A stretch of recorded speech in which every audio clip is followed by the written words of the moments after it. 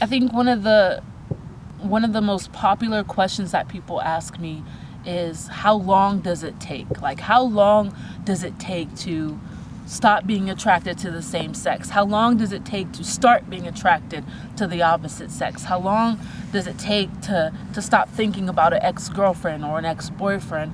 And I mean, it varies. Honestly, there's some areas in our life that God does miracles and it's overnight, from one day to the next. It's like God just transforms us, whether it be our mind or our situation, whatever it is. But there's other areas in our life where we really have to put in the work.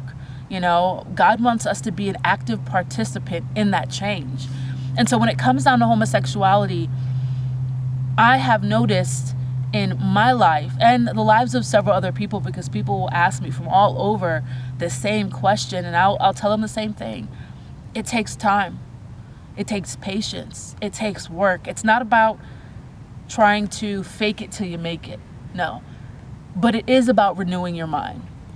It's not about trying to hurry up and change your outside appearance so that maybe your inside will match the outside. If you change the outside, then all of a sudden you'll be changed. I mean, it's not even about the outside. It's literally about the inside. It's the change comes from the inside out. It starts with a renewing of the mind, God changing our character, God rewiring the way we think, the way we feel about things. I mean, I remember I would always ask my female friends, why do y'all look at guys' butts, right? Like, this was something I could not fathom. Like, what are you guys doing? Until one day, probably 2 or 3 years down the line, after God spoke to me saying, hey, we're going to walk out of homosexuality, that I found myself looking at a guy's butt. I was like, what is happening? I felt embarrassed. But I say that to say, change takes time. It's not overnight. God wants us to be an active participant, but it's well worth it. You don't fake it till you make it. You're yourself. You're absolutely yourself. And any change that comes throughout that time period where God is renewing you and changing you, which is a lifelong process, but all of that change is genuine.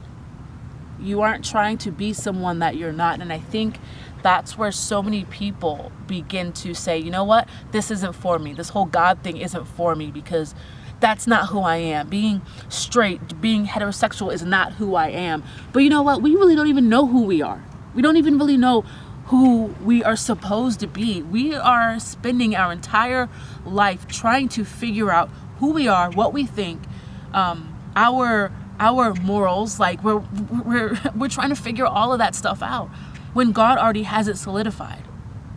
And so if we follow God, He will make our path straight. If we follow God, He will make those crooked paths, the way we think, all of the stuff that's off kilter, He will begin to change those things. But it starts with developing a relationship with Him first. Sometimes people just jump into relationships with the opposite sex and, man, we screw it up. But we need to not focus on that. We need to spend a lot more time focusing on that one relationship that we never really developed well in the first place.